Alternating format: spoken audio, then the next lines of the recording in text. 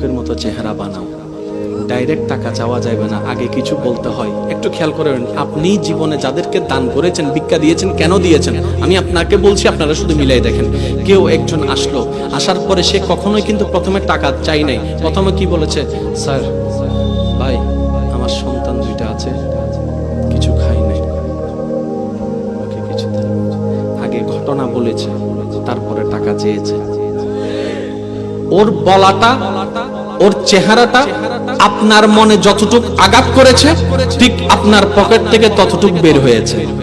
একটু খেয়াল করবেন, বলাটা যতটুক আঘাত করবে, বলাটা যতটুক পছন্দ হবে, আপনি কিন্তু ততটুকুই দিবেন। যে কান্না করে বলবে, দর ভাই কান্না করিস না, স্যার আপনার পকেটে তো টাকা নাই, কই আমার আজকে নাই, কালকে আসবে, তুই আগে নিজের পেটটা সামলা, নিজের বাচ্চারা খাওয়া। আল্লাহ চাই এটা। আল্লাহ পাক বলে, আমার বান্দা আমার কাছে চাক। এখন আমরা চাই কিভাবে জানেন? চাওয়ার জন্য মাধ্যম হচ্ছে আমাদের দরখাস্ত হচ্ছে দোয়া, ঠিক আছে না? এখন আমরা আল্লাহর কাছে চাইতেছি কেমনে দেখেন, আল্লাহুম্মা আমিন।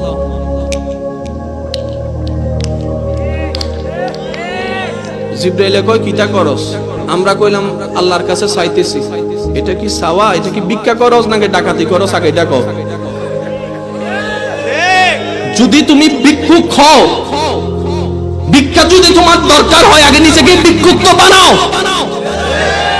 আল্লাহ কোন দোয়া পছন্দ করে শুনুন। রব্বে কারীম, আমার মতো পাপীকে যে আজকে তুমি হাত তোলার তৌফিক দিয়েছো, এটাও তোমার দয়া।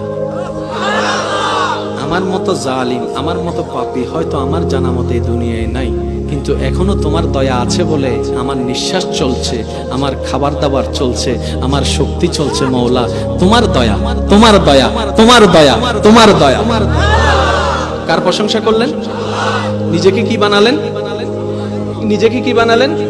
সেজন্য তো বলা হয়, ছোটর জায়গা যেখানে সেখানে বড়র জায়গা কোথাও। সেজন্যই বলা হয় অহংকার পতনের মূল। আল্লাহ, আমি ছোট্ট মানুষ, তোমার ভিক্ষায় চলি। আচ্ছা, এই বলাটা আল্লাহ কি হবে বলেন না? পছন্দ হলে আপনার দিকে আল্লাহর রহমতের মনোযোগ আসবে। এবার আল্লাহ পাক বলবে, হ্যাঁ কিরে এমন করে কি বলস, কি কিছু লাগবে? আল্লাহ, কিচ্ছু লাগবে না, তুমি তো জানো। আমরা ভুলটা করি কোথায় দেখেন? আমরা ডাইরেক্ট লিস্টই বলে ফেলি, আল্লাহ এটা দাও, সেটা দাও, ওইটা দাও, ওইটা দাও, ওইটা দাও, ওইটারও বাড়ির মাইয়াটার একটু কথা কয় না, নির্দিষ্ট করে দিই, নির্দিষ্ট করে দিই। এখন বেজালটা লাগছে কোথায় দেখেন?